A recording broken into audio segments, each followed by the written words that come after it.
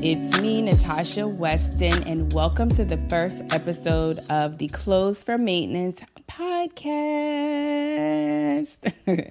I am nervous, I'm excited, I'm anxious, I'm hopeful, but most importantly, I am excited that you are here. I'm excited for the opportunity to join you wherever you are watching this on YouTube or wherever you're listening, whether it's in your car, whether you got your AirPod in at work, wherever you are. I am super honored that you are here.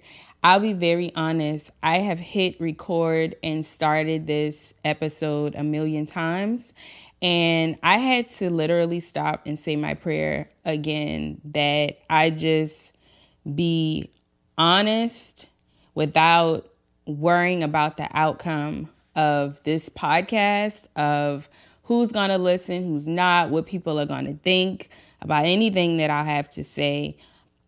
And the truth of the matter is that I am an open book, and this is a clean slate for me. I come from talking about business all the time, and while that has been my bread and butter for a long time, life has lifed and has pushed me to where I am now. And I'll be honest, I couldn't even really come up with notes for this episode because I just have so much that I want to say, so much I want to share, but I know I can't squeeze it all into one episode. And so coming from the podcasting world, where I did have a podcast for 7 years, I'm used to doing things the way that I do them. I'm used to having like an outline or just a certain way about doing things. And when I say my life is new, I'm a new person. I'm not the same person. Like even how I've gone about creating this podcast has been totally opposite from what I'm used to. I'm used to having an outline. I'm used to being stressed out about all of the things that did go wrong before this recording this weekend. And I have just been in the best mental space, and it's a result of the work that I've been doing for the last year, and that is why I created Clothes for Maintenance. Let me give you a little backstory before we dive into what's all in my brain right now. Clothes for Maintenance actually came to me, the name came to me in 2019. I thought it was going to be for my fourth book. But if you have written a book, have started writing a book, you know how it is. Sometimes you get a name, a title, an idea, or a concept, and God be like, not time, or yeah, no, that's not what I told you to do.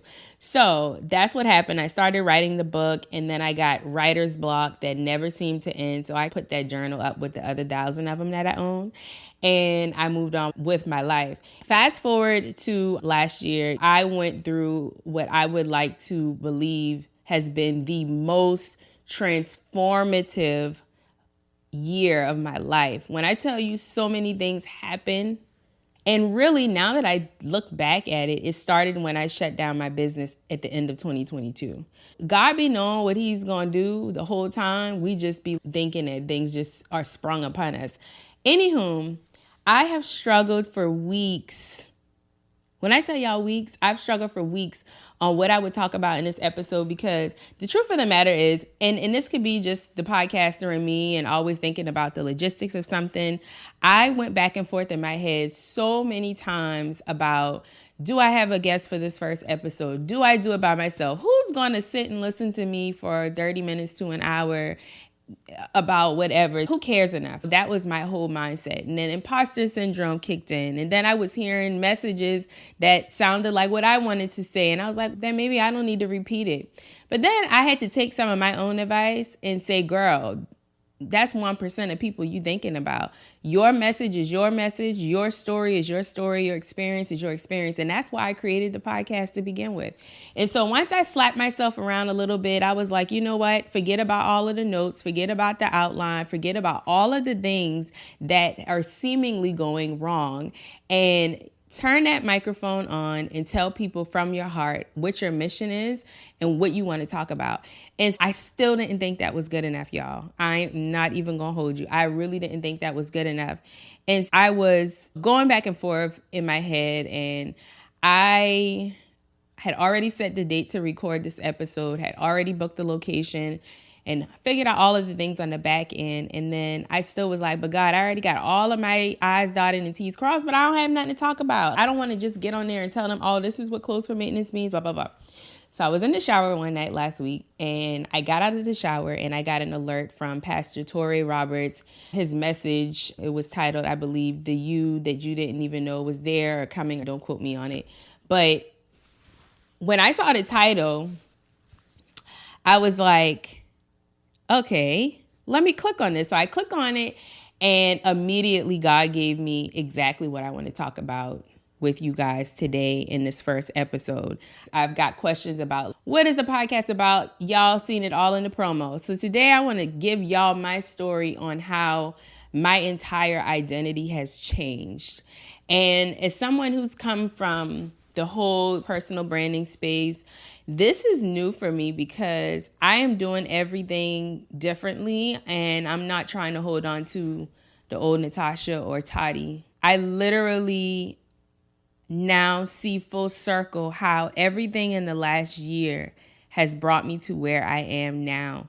And it reminds me of in Genesis, in the beginning, of how simple life was then and how complicated it becomes as we grow up, as we go from toddlers to teenagers to young adults to full-grown adults to sometimes adults with kids or married adults, and how as we go through life, we become clothed with so many things that, yes, build us and make us who we are, but then could also distract us from who we should be.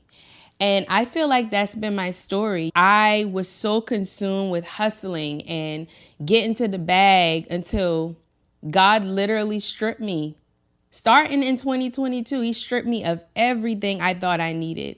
That's why I lost my creativity, because he was saying, enough of that business. There's more for you to do. But because that's what I was used to, that's what was making me money, I thought I had to stick with it, because nobody wants to deal with anyone that's inconsistent or all over the place. And when I say he took everything away from me, he took everything away from me, and it forced me to get silent because I had nowhere to turn. I couldn't make money. I could barely find a job. I had no choice, y'all, but to let God lead me. And that was the best decision that I've ever made. But it was in the stillness that I realized that I really didn't know who I was. I appeared to be the most confident person on the internet, in the streets. I could be the face. I could dress to the nine. I could articulate my words. I could write books. I could produce podcasts. I could produce TV shows. But underneath all of those things, I couldn't even tell you what I enjoy doing on the weekends if you ask me. I couldn't give you an answer that didn't have anything to do with business or making money. And in all honesty, if we're being totally transparent, I didn't even have a healthy relationship with Tyler, my son, because I wasn't present. I was always thinking about what was next. I was always worrying about where my next client was going to come from. And then I tried to justify my lack of presence for, oh, I got to do what I got to do to take care of him. That was the most unhealthy relationship I feel I had.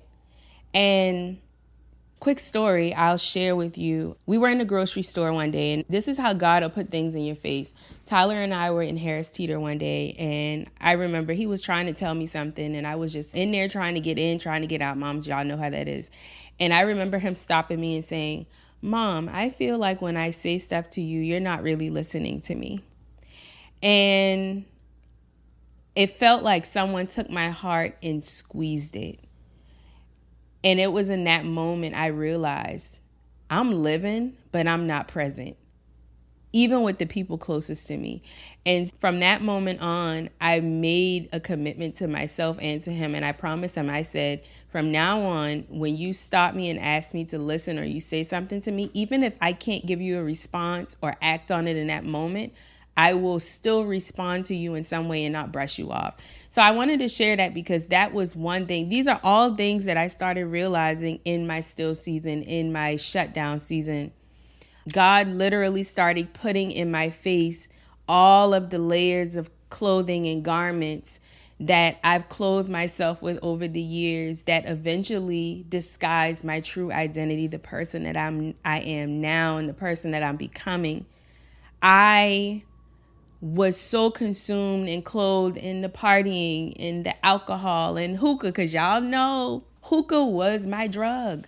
I loved hookah and everybody knew it. And I realized that some of my friendships were garments that I had clothed myself with over the years. So while I was born naked, over the years, I clothed myself in business and what I could do for other people, and the partying and the socializing overboard and the hookah and the alcohol and the friendships that were so surface level. That's a whole nother topic for another day. But as I began to realize when I looked in the mirror, I didn't really know who I was. I went into an isolation that I never experienced before, and I stopped fighting what God was trying to do in my life. And I think so often that's the case with many of us. And I always go back to entrepreneurs and creatives because I feel like we got it real bad with being so consumed with what's next and being so consumed in the trends and what we see society telling us we need to be successful. And the whole time our mental health is off. We don't have a good relationship with God, or we're neglecting him and not letting him lead and guide us. And I was doing that. And so I'll probably always go back to entrepreneurs and creatives because, for one, that's what I am. And I understand firsthand how we can become so consumed. So I think this is when my clothes for maintenance season really began. That's essentially what I see for this podcast. I see this podcast being not just how in the past with business, I would give y'all my experience after I experienced it. I give y'all tips and tricks. But this time around, it's different because I'm in this thing in real time. And instead of waiting until I'm on the other side of this journey, I want to bring you along with me because I think my story and some of my experience can relate. And as I'm growing and healing and learning, I want you guys to get access to the conversations I'm having, whether it's with my friends, whether it's with my therapist or whoever it is. I want to be a living, walking, talking, breathing resource in a safe place for us to have these types of discussions without judgment, without any of that, because it's just so important. Okay, so I want to shift gears just a little bit and break down what has been to date my clothes for maintenance season. This is where I'll say the renewing of my mind really started. And it was when I lost my job over the summer last year. I won't get into too much detail about it, but I had what I thought was a very cushy job. You go in, you do the same thing almost every day, you make a nice check. Didn't have to focus too much on business because I didn't have to chase clients down and all of that stuff. I had consistent income until I didn't, until the job ended abruptly. It was not planned. I didn't see it coming. And the lesson from that experience was that I was relying too much on one thing. And God knew that I wasn't going to walk away from that job on my own free will. So he snatched it right away from me. Job gone, income gone, because remember, I had shut my business down the end of the previous year. Of course, this leads me to a place where I'll be honest with y'all, I was very depressed. I was under a lot of pressure and I couldn't pay my bills. And even in me not being able to pay my bills, y'all, that creativity that I told y'all I seemed to tap out of, it was like God wasn't giving that back to me. And my experience was, okay, I get a job, the job ends, but I could bounce right back because I got a business to fall on. But how do you make money when you're creative and God ain't giving you the creativity? And he's the only one that can give it to you. Wasn't able to pay my bills, felt very unproductive because I can't do the one thing that I'm good at. And at this time, my sister and I are living together in my grandma's old house. That opportunity presented itself from a family member who at the time we thought was trying to look out for us, help us save some money. I thought it was a great idea. My sister and I were together. Tyler had a nice big front yard to play in and all of those things. And God still made a way because even though I didn't have a job, the rent got paid every month. My phone didn't get cut off ever. My car note was being paid. He still managed to take care of me. And I concluded that too, okay, he didn't want me to continue on with that job. He isn't giving me the creativity that I need. He wants me to sit down and think about life. Or there's something that he wants me to get from this. And so although it was a very difficult time, I went back to something that I often tell people, and that's do what you can with what you have where you are. And I was locked and loaded with skill and talent. I knew how to do so many things. And so I was like, okay, let me get back in my podcast bag. Let me go and relaunch my business podcast. And so I started repurposing content. I had this whole plan that I would repurpose content and that podcast was somehow going to make me some money. And then God was like, yeah, no, I didn't tell you to do that either. And I then realized and started thinking, okay, maybe God isn't telling me to take a break from talking about business. He's telling me to stop talking about business so much because there's so many underlying issues and things that need to be discussed that are affecting how we do business, that I have to be that person to spark the conversation and all of that. So boom, I lost the job, shut the business down, retired my business podcast.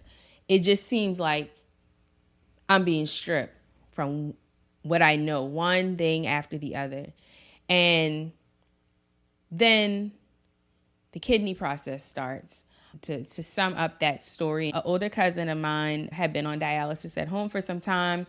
In the family group chat, my mom one day out of the blue was like, hey, you guys ever thought about going to get tested to see if we would be a match? My mom and I go get tested, and I immediately get selected to go through the process. And I remember in the very beginning telling God, this is such a big decision. Do I really want to do this? And my prayer to him was simple in that moment. It was, if I'm supposed to do this, let everything check out. Let no stage in this process go negative. Because if it goes negative, that's going to be my cue to opt out. And it didn't go that way. We were a blood type match. All of my tests came back. And this is a very rigorous process. You know about every inch of your body by the time you donate your kidney. That's how much testing they do and how extensive it is. And that's how I was so confident. That's where the confidence comes from for me donating my kidneys. That process forced me to do another thing that I hadn't done ever in my life, and that was a heart check. When you're giving a part of your body to someone, whether you know them or not, I believe that because that's such an important life-changing decision, you got to make sure your heart is in the right place. So I had to constantly ask myself, am I doing this for attention? Am I doing this to be seen as some type of hero? Am I doing this just because I want my cousin to live a longer life? Why am I doing this? And I had to constantly ask myself that question. I had to constantly do a heart check. And so because I was doing a heart check in the area of donating a kidney, I just naturally started doing heart checks in other areas of my life. Why am I in this friendship? How am I being as a mom? It literally forced me to think about how my heart felt about all of the different areas of my life that had nothing to do with business. And had God not put me in this still season, I would not have even had the mental capacity to even consider such a question. And that's what the whole kidney donation thing did for me. It forced me to get to a place in my life where I had to check my heart. And then it eventually brought me back to heart checks in business. Why do I accept certain clients? Why do I like doing certain services? And a lot of the answers went to money. How much money could I make? Anyway, because I don't want to go off of a tangent. Let's move into more of the whole kidney process, because I will honestly say that while this was something that was so important and it is one of the things I'm the most proud of that I've done, this was also something that could have broken me.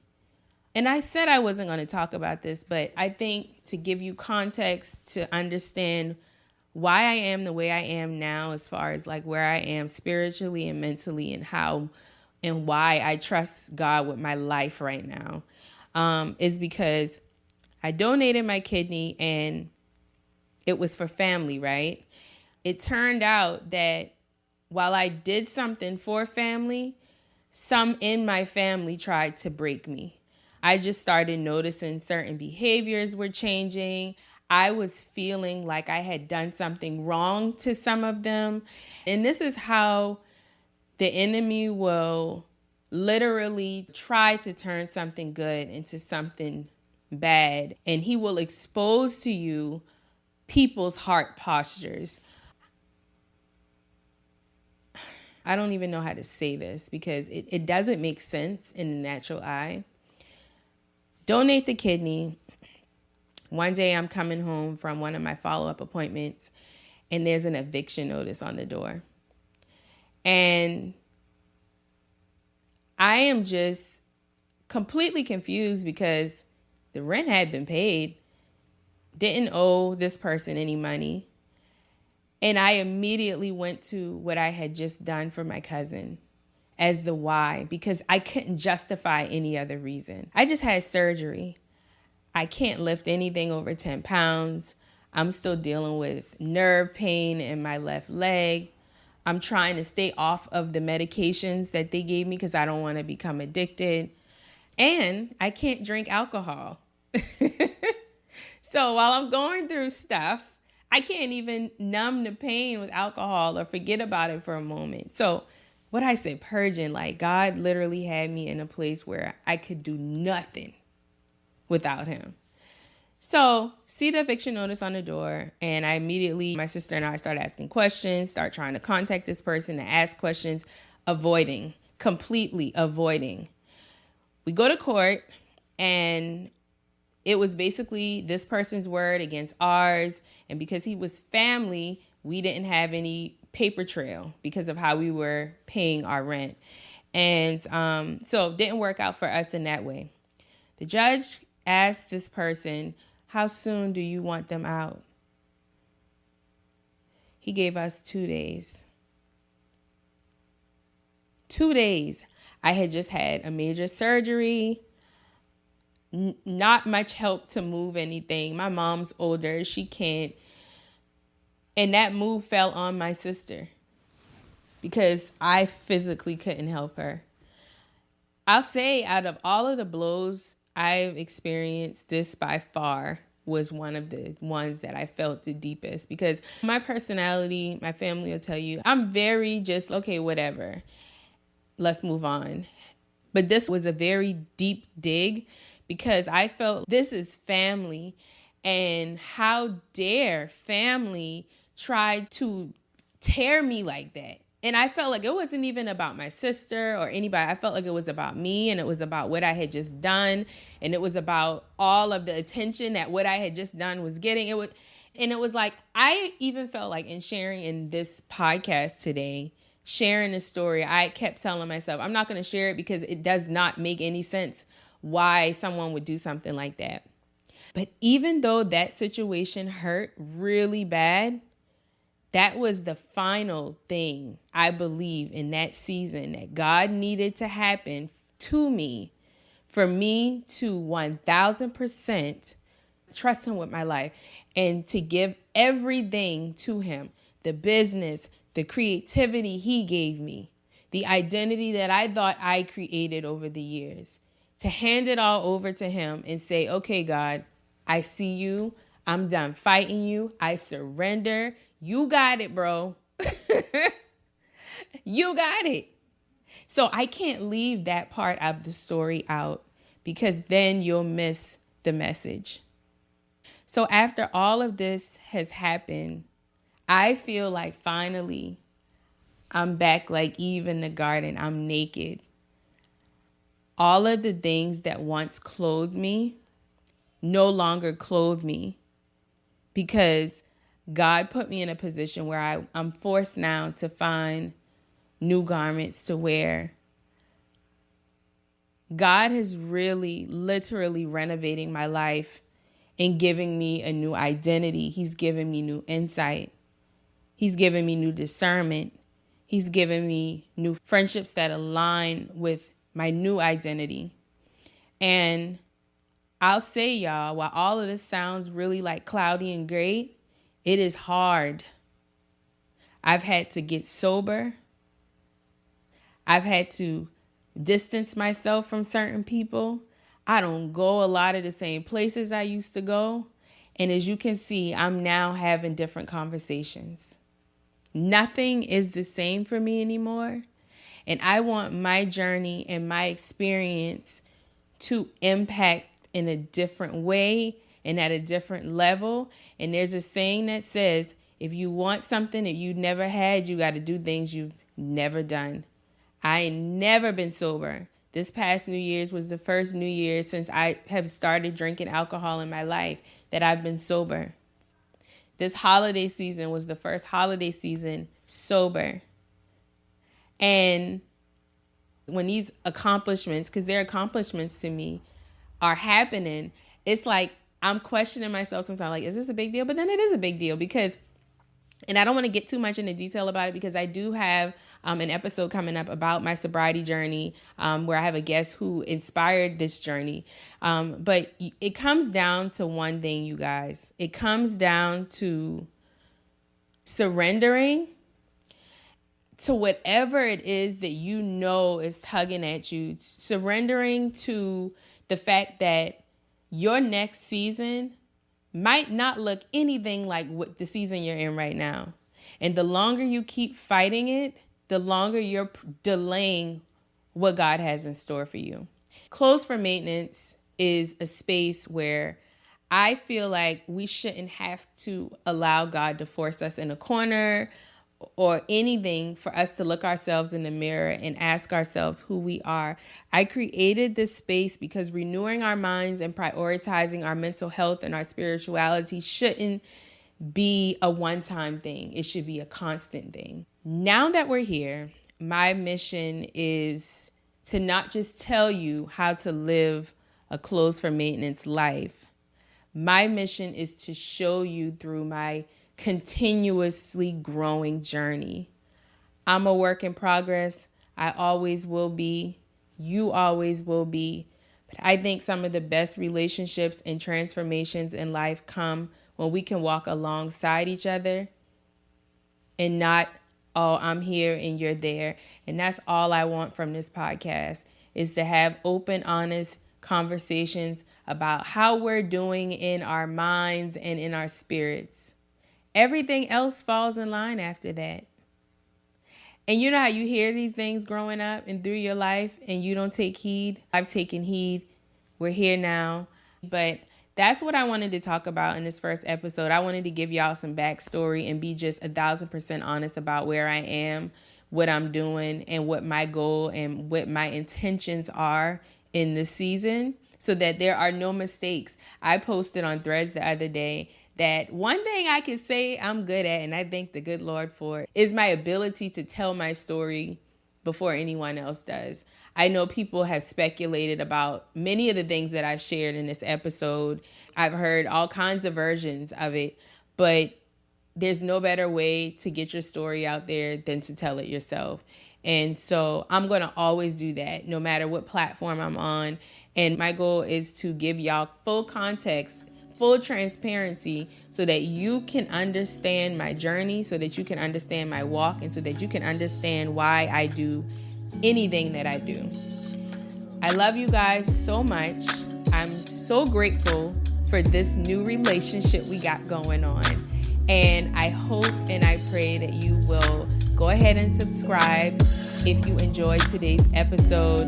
There is so much more in store, and I cannot wait to share in energy, in spirit, in mind with all of you Whether you are watching on YouTube or listening on your favorite podcasting directory, please make sure you subscribe, share this episode with a friend, and hit me up on social media at Official Toddy and at Close for Maintenance Pod. And let me know what you think about today's episode.